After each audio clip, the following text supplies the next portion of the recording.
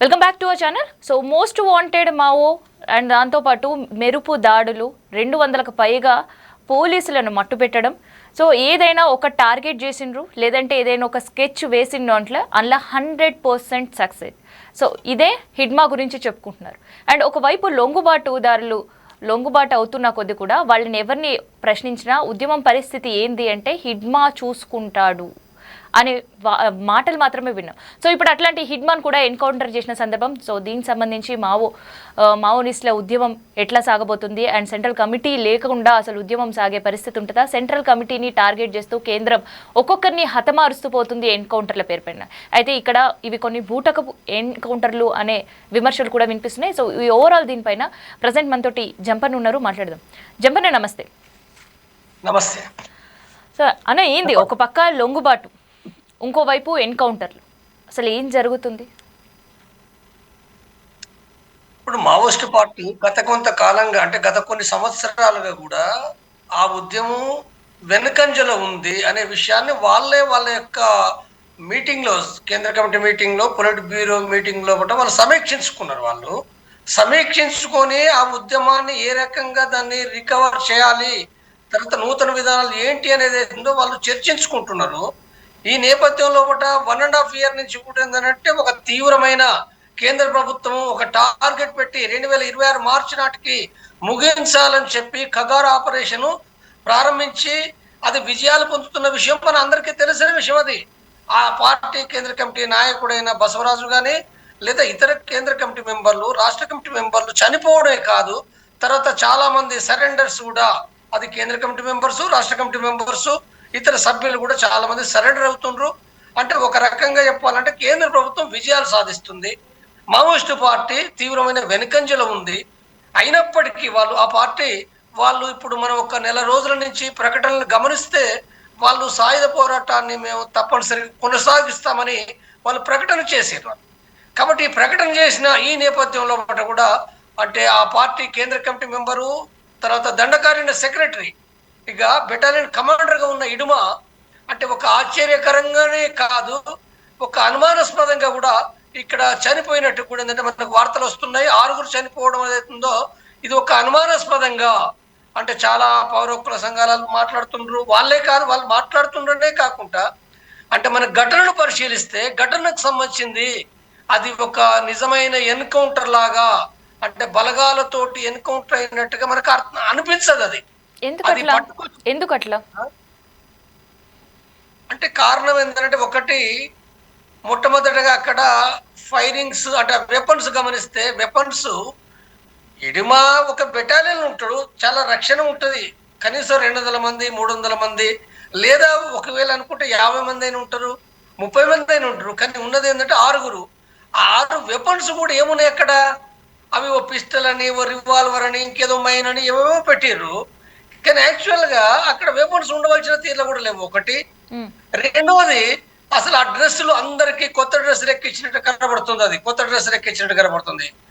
మూడో విషయం ఏంటంటే అసలు దండకారణ్యంలో ఎప్పుడైనా ఈడుమ దండకారణ్యం ఉంటాడు, కానీ ఏఓబి అనే ప్రాంతము, అంటే ఇప్పుడు అల్లూరు జిల్లా అనేది ఏఓబి ప్రాంతము. ఏఓబి అనేది ఏదో అంటే ఆంధ్ర ఒరిస్సా బార్డర్ ప్రాంతంలో అల్లూరు జిల్లాలో అక్కడ ఎన్కౌంటర్ అనేది ఏందో అది ఊహకు అందని విషయం. ఎందుకంటే అక్కడ పోడైనాయి ఎట్టి అక్కడ ఆ ప్రాంతంలో కూడా ఉద్యమం లేదు, మొత్తంగానే 6 నెలల క్రితమే అక్కడ లేకుండా అయిపోయింది.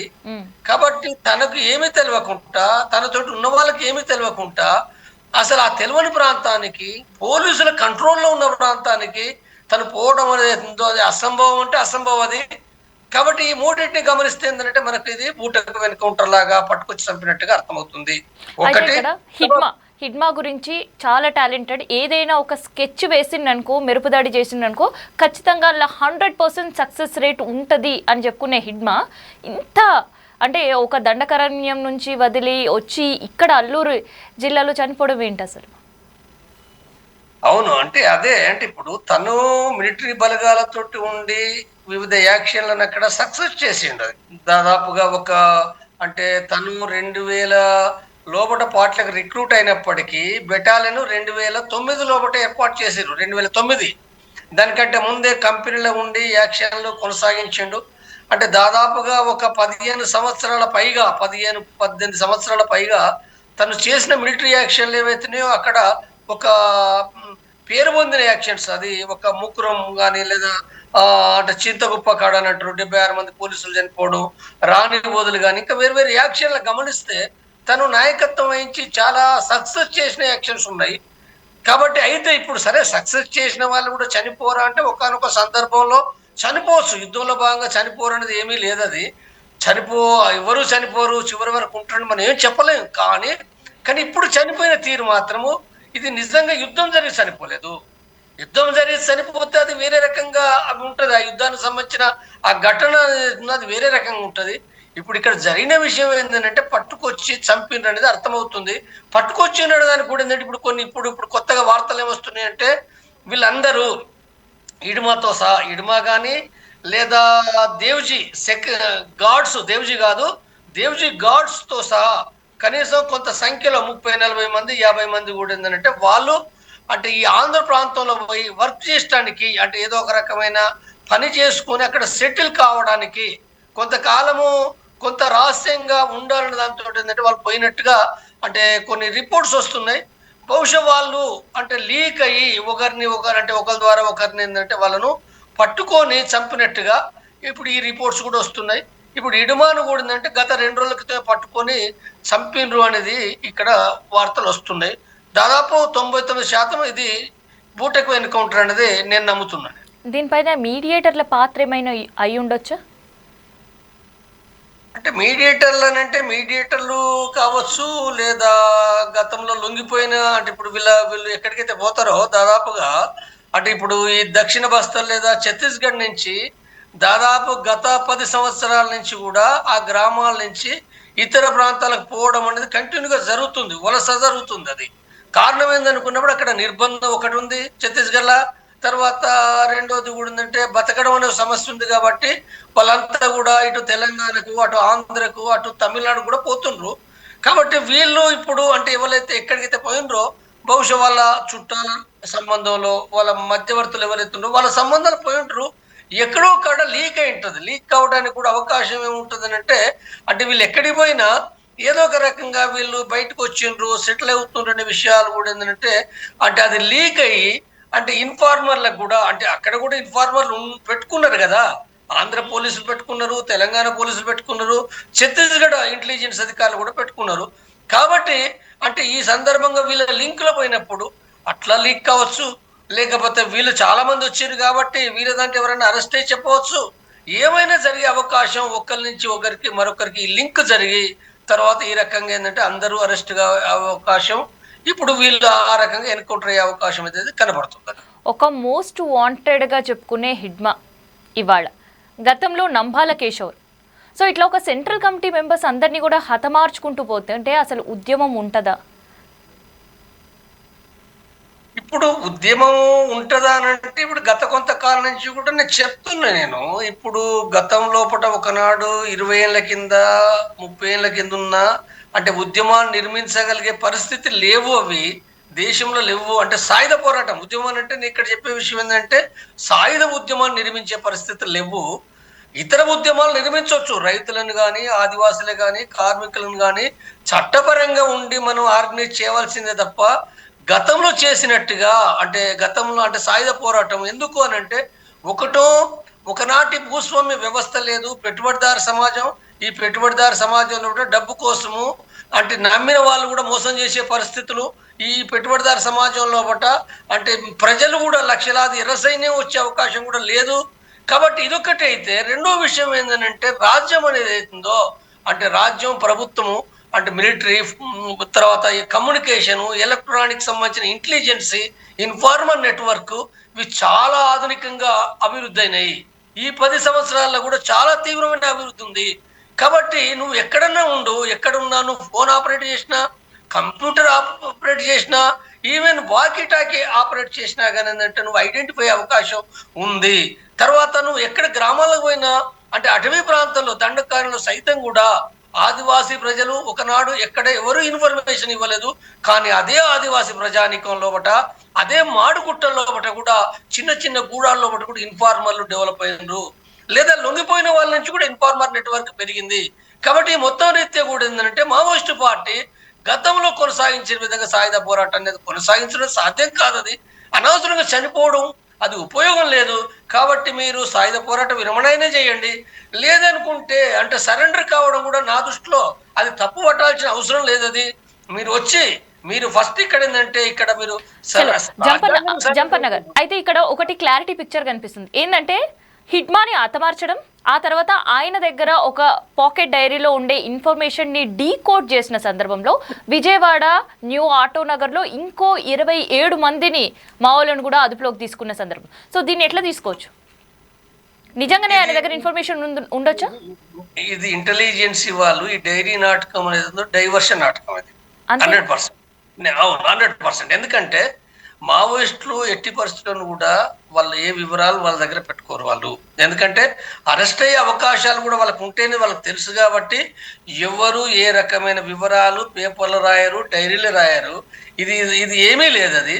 ఇది ఒక రకంగా ఏంటంటే ఇడమే దీనికి కారకుడు అనే విషయాన్ని డైవర్ట్ చేయడానికి మాట్లాడే మాటలు తప్ప అందులో ఏమీ లేదు. యాక్చువల్గా ఇడమా కూడా దొరికిండు కాబట్టి ఏంటంటే ఇడమా దొరికిండు వేరువేరుగా ఒకే కాడ వీళ్ళు ఉండకపోవచ్చు. బహుశా కొంతమంది వేరువేరు చోట్ల ఉండొచ్చు. ఒక సమాచారం దొరికించుకొని వాళ్ళ ఆధారంగా అనేక సెర్చింగ్ చేసే క్రమంలో పట్ట మిగిలిన వాళ్ళు దొరకొచ్చు. అది కాబట్టి ఏదైనా ఏంటంటే వీళ్ళని పట్టుకున్నారు, వీళ్ళని చంపేసిండ్రు. మిగిలిన వాళ్ళు ఇప్పుడు 20 మందో 21 మందో అని అంటుండ్రు. బహుశా మరి వాళ్ళను చంపుతారా లేకపోతే మరి కోర్టుకు హాజరుపరుస్తారా చూడాల్సిందే. ఏదైనా ఒక తప్పుడు పద్ధతి అంటే పట్టుబడ్డ తర్వాత వాళ్ళు కోర్టుకు ప్రొడ్యూస్ చేయాలి. కోర్టుకు ప్రొడ్యూస్ చేయకుండా చంపడం అనేది అది చాలా అది ప్రతీకారం. అంటే వాళ్ళకు పోలీసులకు ప్రతీకారం ఉండవచ్చు గాక. అంటే ఇడుమ చాలా యాక్షన్ చేసిండు కాబట్టి ఇడుమను చంపాలన్నది ఒక ప్రతీకారం అనేది సరైనది కాదు. అది ఎవరికి సరైనది కాదు. దొరికినప్పుడు వాళ్ళని కోర్టుకు హాజరుపరచడం అనేది సరైన విధానం అవుతుంది. అది కాబట్టి ఇది తప్పుడు విధానంగానే నేను ఖండిస్తున్నాను. అయితే ఇక్కడ హిడ్మా దొరకడం అండ్ దాంతోపాటు ఆటోనగర్లో 27 మందిని దొరకడం అండ్ దాంతోపాటు గుంటూరులో, తూర్పుగోదావరిలో, విజయవాడలో కూడా ఇంకా వేట కొనసాగుతుంది. సో హిడ్మాకు సంబంధించిన అనుచరులు కూడా ఇంకా ఉండవచ్చు అండ్ దాంతోపాటు డీకోడ్ ఇన్ఫర్మేషన్లో ఈ ప్లేసెస్ కూడా ఉన్నాయి అంటున్నారు. సో నిజంగానే డీకోడ్ చేసే అవకాశం ఉందా? డీకోడ్ ఏం లేదు. కాకపోతే ఏంటంటే వాళ్ళకు వచ్చిన సమాచారము వాళ్ళకు కొద్ది రోజుల నుంచి వాళ్ళకి సమాచారం వచ్చింది. రావడానికి కారణం ఏంటంటే ఎప్పుడైతే వీళ్ళు డీకే నుంచి అంటే ఇక్కడ ఉండడం సాధ్యం కాదు, కొంతకాలం ఇతర ప్రాంతాల్లో పోయి సెటిల్ కావాలి, కనీసం 6 నెలల్లో 1 year సెటిల్ కావాలి, ఆ తర్వాత మళ్ళీ రావాలి అనే దాని ప్రకారంగా వాళ్ళు పంపించినట్టుగా అర్థమవుతుంది. అంటే నేను ఎందుకు చెప్తున్నానంటే మావోయిస్ట్ పార్టీ కూడా 2024 నవంబర్ లోపల వాళ్ళ పీబీ సర్కిల్లో రాసుకున్నారు. వాళ్ళు రాసుకున్నడే కాదు, ప్రాక్టీస్ లోపల కూడా 2 CC మెంబర్లు సత్యనారాయణ రెడ్డి తర్వాత రామచంద్రారెడ్డి 2 CC మెంబర్లు రాయపూర్లో, ఛత్తీస్గఢ్ రాయపూర్లో పట బిలాస్పూర్లో పట అరెస్ట్ అయ్యి ఎన్కౌంటర్ అయిన వాళ్ళు. కాబట్టి ఆ సందర్భం కూడా బయటకు వచ్చింది. ఆ మావోయిస్ట్ పార్టీ కూడా ప్రకటన చేసింది. కాబట్టి ఈ నేపథ్యంలో గమనిస్తున్నప్పుడు ఏంటంటే వీళ్ళు అక్కడ తీవ్రమైన దాడి నేపథ్యంలో పట కొంతమంది బయటికి పోయి సెటిల్ అవుతుండ్రు, కొంతమంది ఆల్రెడీ సరెండర్ అవుతున్నారు. తెలంగాణ మనం చూస్తున్నాం. మనం చంద్రన్న కావచ్చు, బండి ప్రకాష్ కావచ్చు, వీళ్ళందరూ సరెండర్ కావచ్చు, వేణుగోపాల్ కావచ్చు, వీళ్ళందరూ సరెండర్ అవుతున్నారు. కాబట్టి ఈ నేపథ్యంలో పట వీళ్ళు సెటిల్ అంటే సరెండర్ కావడానికి ఇష్టపడకుండా అంటే సరెండర్ కావద్దు అంటే వీళ్ళకు మానసికంగా ఒక రకం ఇన్సల్ట్ గా భావించే వాళ్ళు పోయి సెటిల్ అవుతాం, తర్వాత మళ్ళీ సరే కాలం కలిసి వస్తే మళ్ళీ పని చేస్తున్న దాంతో ఏంటంటే ఇట్లా పోయే వాళ్ళు ఉన్నారు. ఆ పార్టీ కూడా అట్లా సిద్ధపరుస్తుంది. కానీ యాక్చువల్గా ఆ పార్టీ తీసుకున్న దాని మూలంగా ఇది ఒక తప్పుడు ఎత్తుగడ.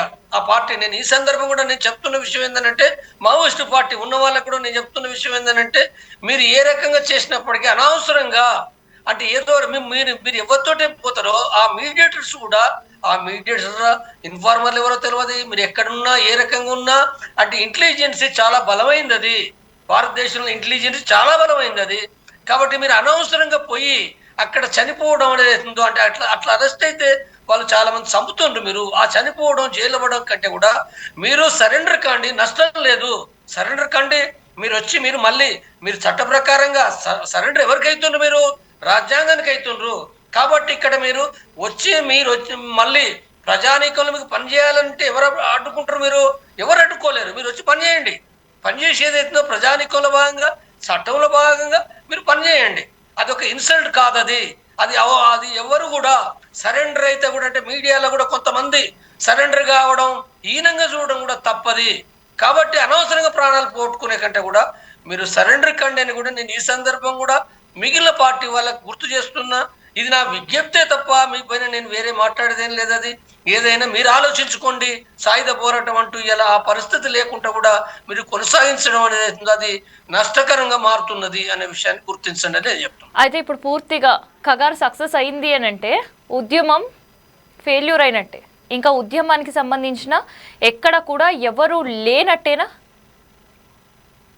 ఇప్పుడు పార్టీలో ఉన్నారండి. పార్టీలో ఇప్పుడు దేవ్జీ ఉన్నాడు, తర్వాత రామ్దేర్ ఉన్నాడు, తర్వాత గణేష్ ఉన్నాడు, మల్లరాజరెడ్డి ఉన్నాడు, గణపతి ఉన్నాడు, తర్వాత సాగర్ ఉన్నాడు, జనార్దన్ జీ ఉన్నాడు, ఇంకా మరి కొంతమంది సీసీ మెంబర్లు కూడా ఉండొచ్చు, రాష్ట్ర కమిటీ మెంబర్లు ఉన్నారు, ఇంకా పార్టీ కూడా ఉన్నది కదా. ఇప్పుడు లొంగిపోయిన వాళ్ళకంటే కూడా ఎక్కువ సంఖ్యలో పార్టీ ఉంది. ఎవరైతే లొంగిపోయినరో అంటే 300-400 మంది, అంటే ఈ మధ్య కాలంలో లొంగిపోయిన వాళ్ళు ఎవరైతే ఉన్నారో పార్టీకి సంబంధించిన వాళ్ళు, వాళ్ళకంటే ఎక్కువ సంఖ్యలోనే పార్టీ ఉన్నది ఇప్పటికీ. అది ఒరిస్సాలో, జార్ఖండ్లో, బీహార్లో బట్ట, మహారాష్ట్ర మధ్యప్రదేశ్ బార్డర్లో, ఇక్కడ ఛత్తీస్గఢ్లో కూడా ఉన్నారు. కాబట్టి ఇక్కడ అంటే నేను సాయుధులుగా చెప్తున్నా, సాయుధులు కాని వాళ్ళు వేరు వేరు ప్రాంతాలు ఉన్నారు. కాబట్టి ఏది ఉన్నప్పటికీ మావోయిస్టు పార్టీ అనేది ఉందో వాళ్ళు మీటింగ్లు అయ్యే అవకాశాలు కూడా లేవు, సమన్వయం చేసుకునే అవకాశం లేదు. కాబట్టి అనవసరంగా ఇవాళ అంటే ప్రాణాలు అంటే పోగొట్టుకుంటే తప్ప ఏం లేదు అది. కాబట్టి ఎంత సంఖ్యలో ఉండరని కాదు, ఉండొచ్చు వాళ్ళు. ఇప్పుడు నేను అనేది అంటే 26 నాటికే ముగించబడుతుందని కూడా నేనేమనుకుంటున్నాను. 26 నాటికే, 26 మార్చి నాటికే పార్టీ పూర్తిగా లేకుండా పోద్దని నాకేం లేదు. అది వాళ్ళు సరైన పద్ధతులు అంటే ఇవి తప్పుడు పద్ధతులు వాస్తవంగా. మరి ఇప్పుడు బయటికి రావడం అనేది తప్పుడు పద్ధతే కదా, చేతికి చిక్కింది కదా. వాళ్ళు అనవసరంగా తప్పుడు విధానం ఇది. అంటే ఇప్పుడు ఒక దాన్ని ఒక తప్పును సరిదిద్దుకోవడానికి ప్రయత్నం చేయకుండా మరొక తప్పుడు విధానానికి వెళ్ళిపోయిన ఫలితంగా ఇప్పుడు ఇంతమంది అంటే ఇప్పుడు చనిపోయినరు, ఇడుమ చనిపోయిండు, ఇతరులు కూడా ఏంటంటే అరెస్ట్ అయినరు. కాబట్టి ఇదంతా ఏంటిది అంటే సాయుధ పోరాటం చేయాలనుకున్నప్పుడు అక్కడే జాగ్రత్తలు తీసుకొని మీరు ఏ రకంగా ఉంటారు. నా దృష్టిలో అది కూడా సాధ్యం కాదు. సాయుధ పోరాటానికి ముగింపు ఉందనుకోవచ్చా? వాళ్ళు ఎప్పుడు ముగించబడుతుందో మనం ఏమి చెప్పలేము. మన ప్రభుత్వం చెప్పలేదు, నేను చెప్పలేను, ఎవ్వరు చెప్పలేరు. సాయుధ పోరాటానికి కేంద్ర ప్రభుత్వం డెడ్ లైన్ విధించింది. పాసిబుల్ అవుతుందా? డెడ్ లైన్లు ఏం పెట్టినా డెడ్ లైన్లతోటి అది కాదది. నేను చాలా సందర్భాలు చెప్తున్నా. వాళ్ళు తగిన విధానాలు, పద్ధతులు అవలంబిస్తే అదే సాయుధ పోరాటంలో కూడా వాళ్ళు జీవించగలుగుతారు. కొన్ని నష్టాలన్నప్పటికీ జీవించగలుగుతారు ఇంకా కొంతకాలం కూడా. కాబట్టి అయితే ఎంత జీవించినా ఏ రకంగా ఉన్నా నేను చెప్తున్న విషయం ఏంటంటే ఇప్పుడు ఒక నష్టాలు ఉంటాయి. పార్టీలోపటికి రిక్రూట్ రారు, తర్వాత ఉద్యమం పెరగకుంటే ఏం చేస్తావు, విప్లవం రాదు కదా. వాళ్ళు అనుకున్న ఈ దేశంలో వాళ్ళు అనుకున్న కమ్యూనిస్ట్ రాజ్యం రాదది. రాకుంటే కూడా విజయం రాదని తెలిసి కూడా ఈ చనిపోతూ ఉండడం అవసరం ఏంటి? వచ్చి ప్రజల్లో కూడా పనిచేయొచ్చు. నువ్వు చట్టబద్ధంగా పనిచేయి. చట్టబద్ధంగా పనిచేసే క్రమంలో కూడా ప్రజలు చైతన్యవంతమైన క్రమంలో కూడా ప్రజలు డిసైడ్ చేసుకుంటారు. అనవసరంగా త్యాగాలు ఇది ఉపయోగం లేదు కదా. డన్ డన్ థ్యాంక్ యూ అండి. సో ఇదనమాట. సో హిడ్మాని చంపడం వల్లనో లేదంటే మిగతా వాళ్ళని ఎన్కౌంటర్ చేయడం వల్లనో, సెంట్రల్ కమిటీ పూర్తిగా నిర్మూలించడం వల్లనో సాయుధ పోరాటాలు ఆగవు అనే క్లియర్ లైన్ అయితే మాజీ నక్సల్గా అండ్ జనజీవన స్రవంతిలో కలిసిన చెప్తున్నారు. అయితే కేవలం హిడ్మా ఒకటే కాదు, ఇప్పుడు లొంగుబాటు అయిన 300 మంది కాదు, దీనికంటే మించే ఈ ఉద్యమంలో ఉన్నారు. సో వాళ్ళందరినీ కూడా మార్చ్ 2026 వరకు ప్రభుత్వం ఏరి పారేస్తుంది అని ఏదైతే డెడ్ లైన్ విధించిందో అది అసాధ్యం అని చెప్తుంది. మరి నిజంగా అది అసాధ్యమా, కగార్ ఆపరేషన్కి, లేదంటే సుసాధ్యమా అనేది చూద్దాం.